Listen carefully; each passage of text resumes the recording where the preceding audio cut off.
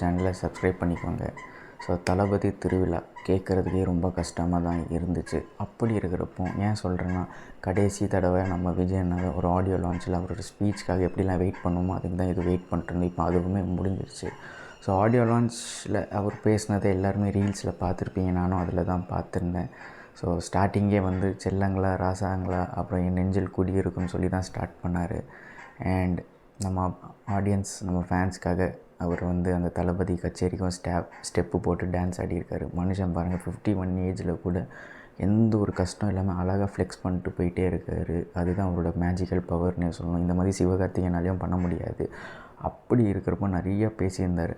நிறையா அனிருத் பற்றியும் பேசியிருந்தார். ஸோ அனிருத்தை வந்து நான் மியூசிக்கல் டிபார்ட்மெண்டல் ஸ்டோர் தான் சொல்லுவேன். ஏன்னா அவர்கிட்ட போனால் அன்லிமிட்டடாக பிஜிஎம்ஸ் இருக்கும், சாங்ஸ் இருக்கும் அப்படின்ட்டு.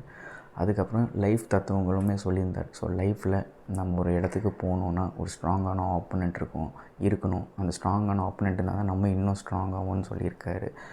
அண்ட் நிறையா சிலதாக பொலிட்டிக்கல் பற்றியுமே பேசியிருக்காரு. கண்டிப்பாக 2026 கப்பு முக்கியம் பிகில்னு சொல்லியிருக்காரு. ஸோ அது வந்து பீப்புள் சப்போர்ட் பண்ணாங்கன்னா கண்டிப்பாக அது நடக்கும். அண்ட் அஃபிஷியலாக அவர் வாயிலேருந்தே வரக்கூடாதது வந்துருச்சு. என்னன்னு பார்க்குறீங்களா?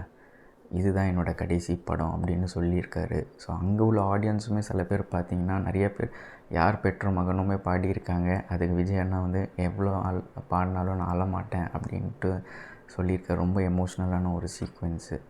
ஸோ அவரோட நிறைய தேங்க்கும் பண்ணியிருக்காரு. எப்படின்னா அவருடைய இனிஷியல் ஸ்டேஜில் ஸ்டார்டிங் ஃப்ரம் இனிஷியல் ஸ்டேஜ் போகிற ஒரு 30 இயர்ஸ் என்னோடய கிரிட்டிசிசம்ஸ்லேருந்து எல்லாமே எனக்கு சப்போர்ட் பண்ணியிருக்கீங்க.